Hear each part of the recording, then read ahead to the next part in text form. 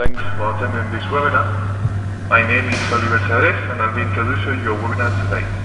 Today's webinar is by Docker, and some housekeeping announcements before start for your information. The webinar is scheduled for 16 minutes of presentation with the last 15 or 10 of them for Q&A at the end.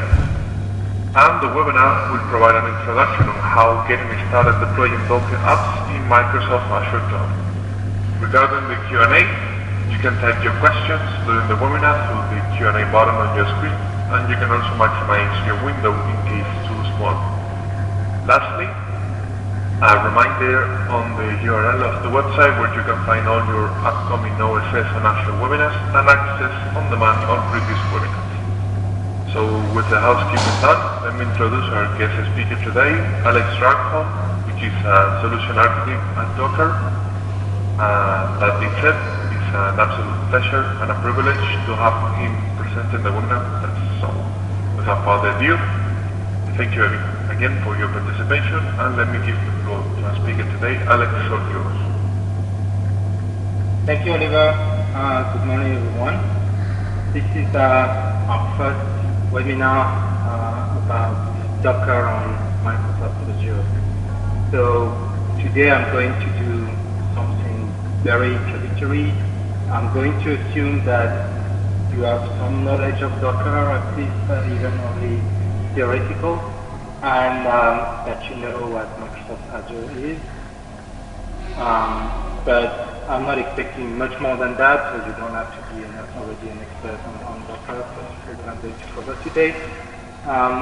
The way I'm going to do that is that I have a slide deck, so I'm going to do a short presentation.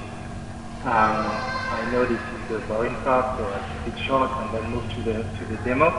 The goal of the presentation is to give you an idea of what we call the Docker platform. And even if you've been using Docker for some time, you might know one aspect of it, which is building and running containers. But the product set has been growing, and there's now more feature, and we have a vision of something that we call a platform, which involves a lot more than this.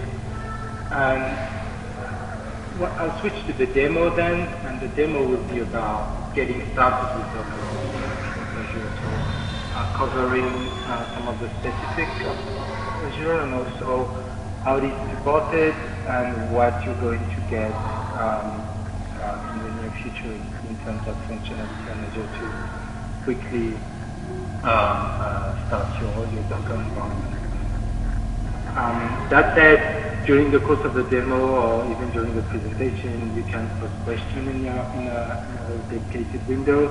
I might reply to some of them as I present, or I might keep them for the end. It's always great to post questions if anything is clear. So Docker first, and the Docker platform. Without getting into too many details, you know, of course, about Docker, the company, because we're making Docker the technology. And we have a kind of a mission statement that is build, ship, run distributed applications anywhere. And it is a bit abstract, like a mission statement, but it's still important that our mission statement is not about building containers or running containers, but it's for a purpose, right? Which is building, shipping, running distributed applications anywhere. And I'm going to cover our product and technology. It's always going to come back to this. It's not just building a container and running it, it's building distributed applications in different environments at scale. And the three typical tracks when we talk about that is agility, portability, and control. I think the agility part tends to be what most users see at first contact, or even after some experience running Docker or using it. It's about moving faster, it's about being able to deploy and run environments faster, but I'm getting feedback faster to change faster.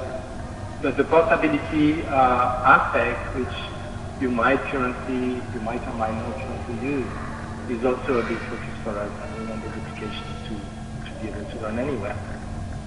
And currently we're going to cover one of these environments, going to be an illustration of that.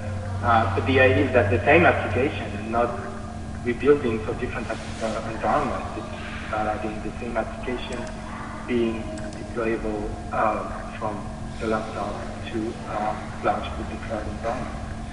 And then control is maybe the part that a lot of our users or customers was missing for some time, which is about running safely in an environment with security features, access control, and knowing who's doing what and having traceability on that.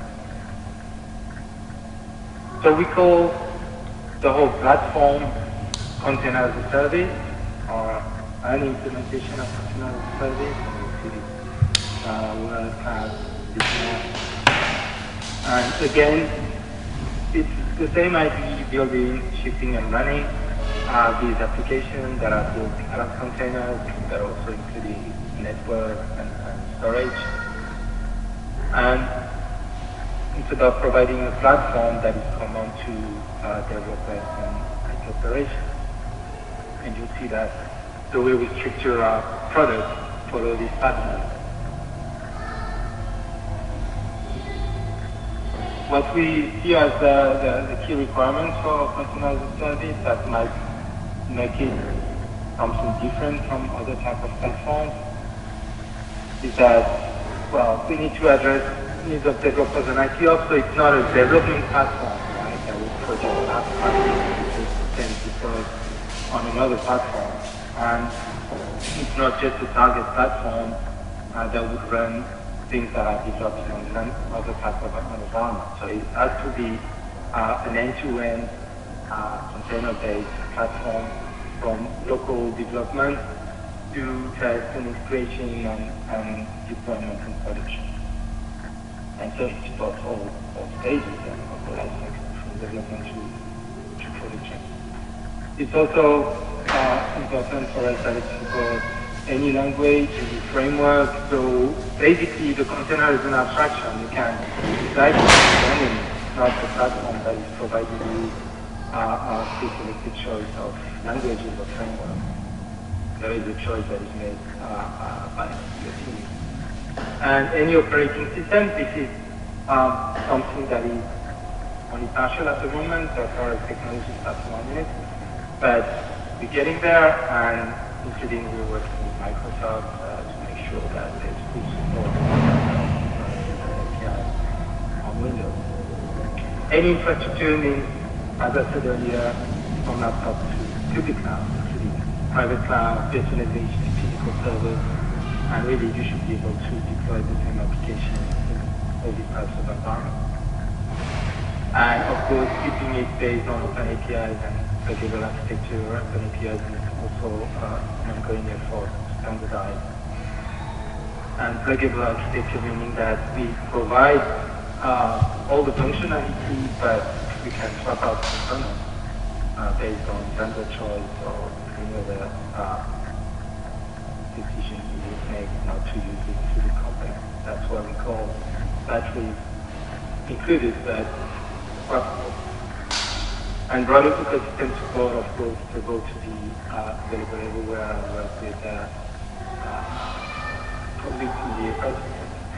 In terms of technology and product, the way that we have, of course, the Docker engine, which is what most people know as Docker. The Docker engine is the basis for all of that, right?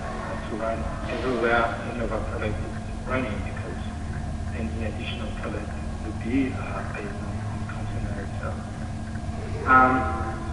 And again, you have this build-to-run operation between products, and you have cloud and on-prem. On the build side, some of you may already know that even if you can just use the Docker engine and the CLI, we have what we call the Docker toolbox. I'll show it quickly at some point to start the demo.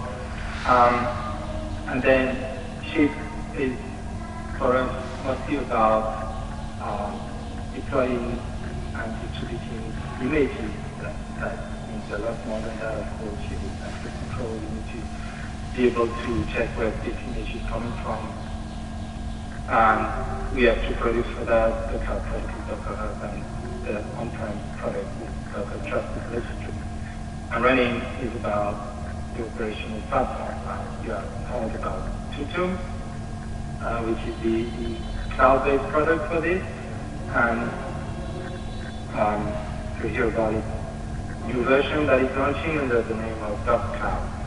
And then you have the universal control plane, which is an on-prem solution to run large-scale Swarm clusters with control and a lot more features that enterprise platforms do. So we have, of course, an ecosystem. The idea is that, all right, these are our products, and it's all based on the Docker engine, and these products are not an island, right? You're not building a cloud that is actually separated environment, and you need to integrate this part of your infrastructure. Of course, you integrate with EOS, but also you might integrate to a lot more solutions. Logging and monitoring, for instance, we have partners for that provide plugins to solutions you might already have. There's also a need to integrate with tooling pipelines, let's say delivery pipelines, and there might be either plugins or scripting involved. But it's also about integrating with your core infrastructure. That means that storage is managing volumes in Docker. And we have plugins that we just provide provided by our partners to integrate volumes directly to shared storage technology.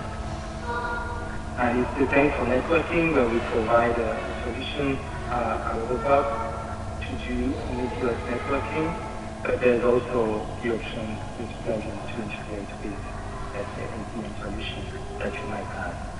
So the whole idea is that this platform provides functionality that is able to run on top of products including AWS. I'm going to go over quickly during the slide. I'm not going to detail the features of our product.